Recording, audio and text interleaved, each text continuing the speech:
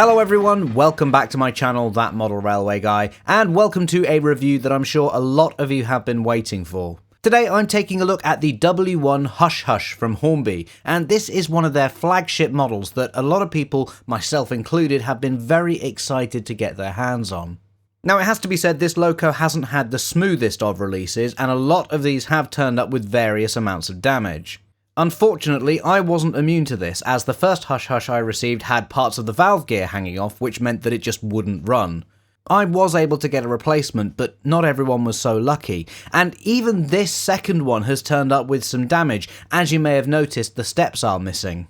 Thankfully, they were in the box, so I'll probably glue them back on, as I don't think I'm going to be able to get hold of a third one, but this isn't really acceptable from Hornby, is it? Like I said, this is one of their flagship models, which was announced back in 2020 for their centenary celebrations. Not only has it been delayed by quite a bit, but because of Hornby changing the way they deal with retailers, a lot of people had their pre-orders cancelled, so there was already a bit of bad blood with these. And now it seems like a large proportion of the ones that people have actually managed to get have turned up damaged, which just adds insult to injury, really. Now this really isn't a good look for Hornby, and I wouldn't be surprised if it puts people off shelling out lots of money for their large steam locos in the future. Which, considering that they have the P2, the 9F, a revised A1 and an A3 on the way as well, that's not a great position to be in.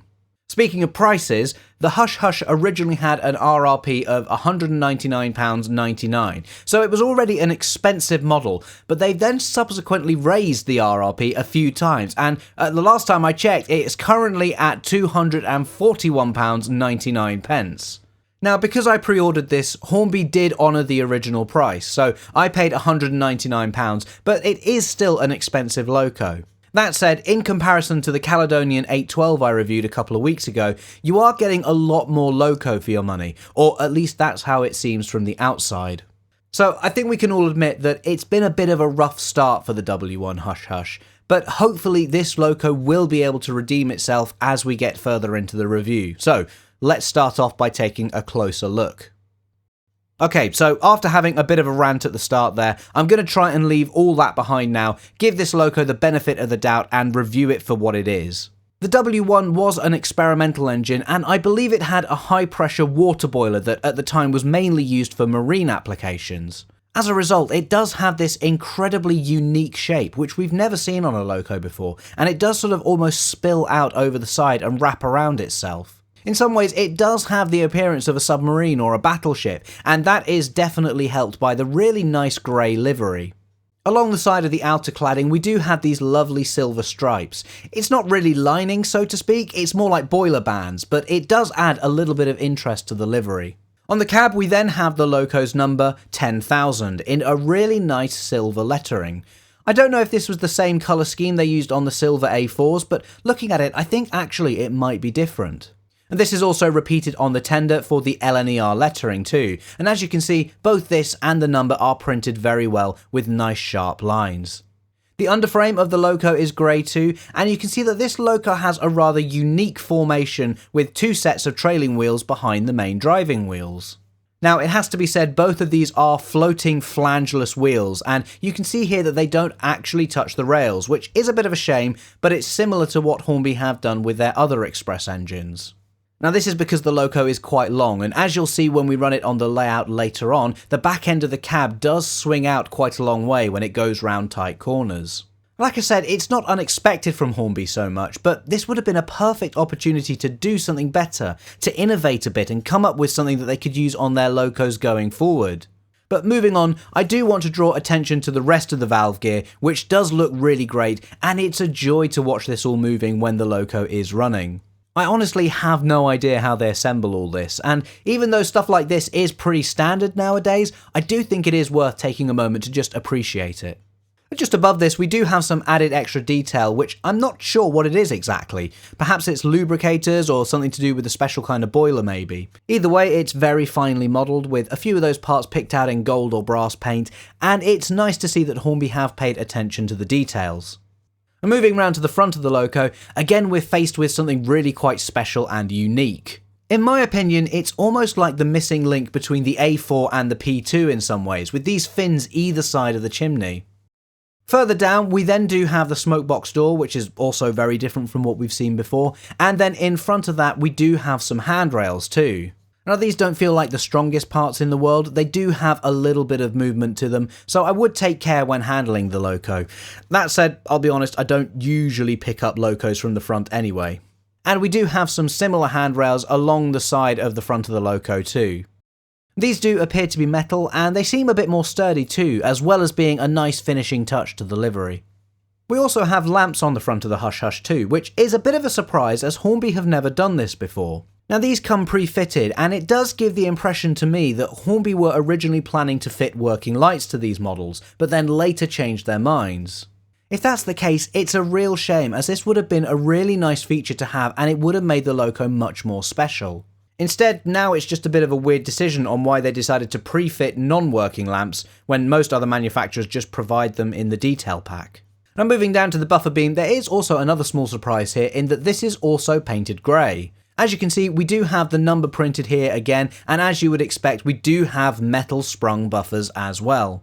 I have to admit, I think it would be very surprising for the loco not to have these, given the price and the fact that pretty much every tender engine Hornby has made for the past 10 years has had sprung buffers. Moving back along the loco though, we do have various additional details here. As the Hush Hush is so unique, I'm not really sure what all these are. I think they might be safety valves of some sort, but I'd have to say I don't know why they're positioned so far towards the front of the loco.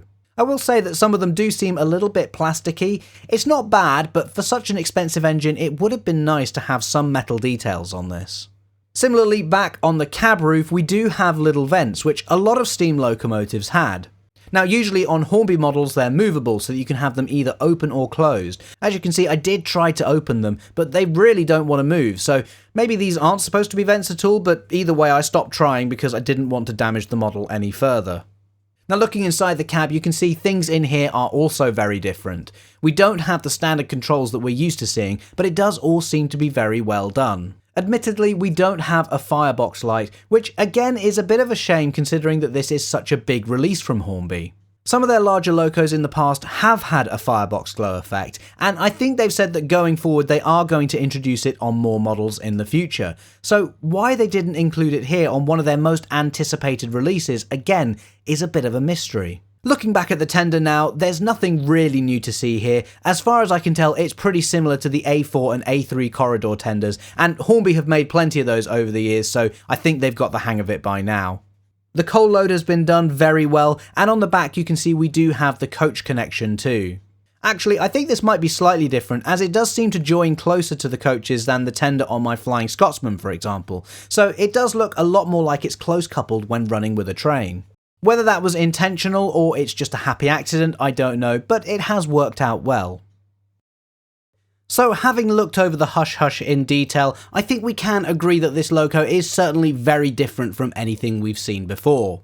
One area where we don't want it to be different though is the running. In fact, we want it to run just as well as all our other locos, so let's put that to the test now.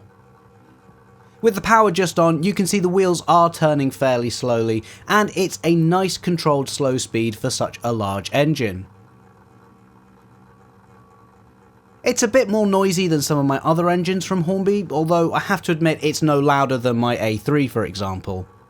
In fact, I've noticed with Hornby locos that it tends to be the smaller ones like the Peckett and the Ruston that are really quiet, and the larger ones make more noise, so perhaps it's something to do with the gearing. Running it at a bit of a faster speed though, you can see that this is still a really good runner. There's no tight spots whatsoever, it's nice and smooth and consistent, and to be honest, that is pretty much everything you want for a loco. And of course, with this being a big express engine, we've got to test it at a really fast speed as well. Thankfully, all seems to be well here too, so it does look like this will be capable of bombing round layouts with a rake of coaches behind it. And so as the W1 slows down now, I think it's time to test it all again in reverse. Again, you can see the slow speed is just as good. Sometimes I find locos run slower in reverse for some reason, but here it does seem to be pretty even.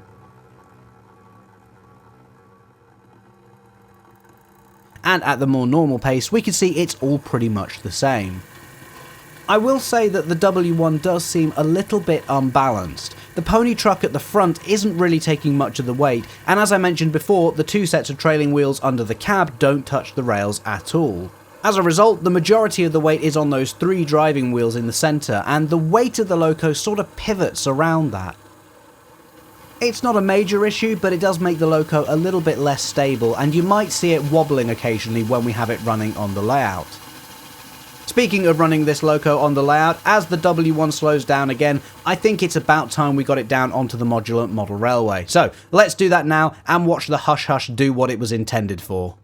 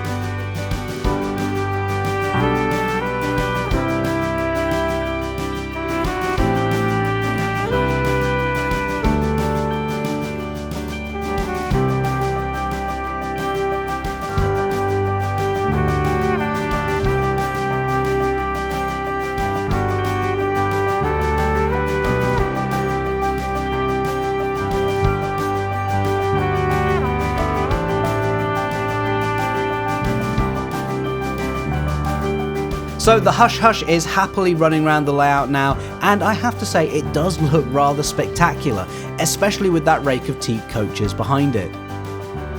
Now, I will say that I did have a few issues with getting it to run this well, and that was mainly to do with the steps hitting the platforms. They seem to be much wider than anything else I have on the layout, so I don't know if they were really that wide on the prototype or if the model is just out of gauge. Luckily for me, I haven't done any ballasting in the station yet, so I was able to move the track away from the platforms by just a few millimeters, as luckily that was all it took. But not everyone is going to be quite so fortunate here. If you have an already established layout, it's not going to be an easy job to start moving your track around, especially just to accommodate one loco, so this is definitely something to be aware of. As I mentioned much earlier as well, I do want to draw attention to how the back of the cab swings out on the curves. Now, I think to a certain extent we were expecting this.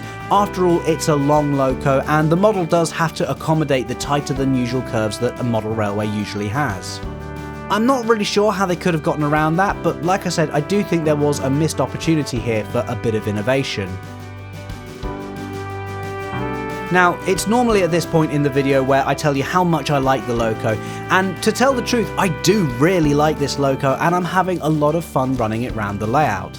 But honestly, I can't recommend it, and I think that may be the first time I've ever said that on this channel.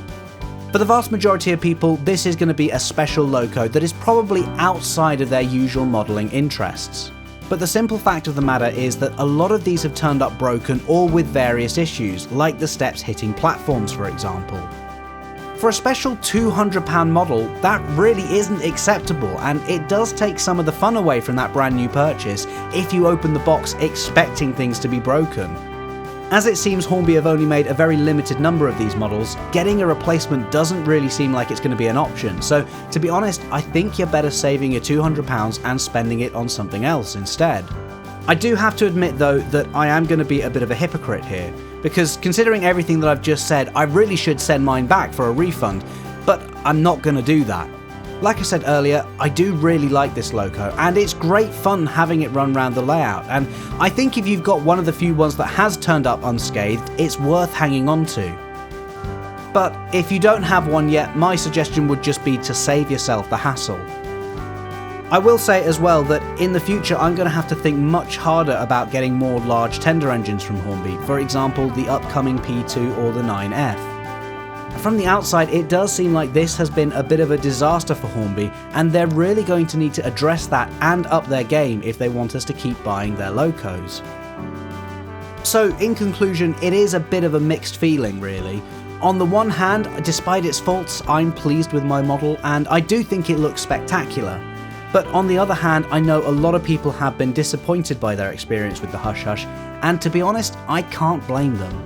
Really though, we can only hope that Hornby have taken note of all the feedback and actually decide to do something about it in the future. Anyway, let me know in the comments what you think. I suspect this model will provoke quite a heated debate, so please do try to keep things civil before you post anything. But as always, if you haven't already, please do subscribe and hit that bell icon. And that's going to be it for today, so thanks for watching, and I'll see you in the next video. Bye!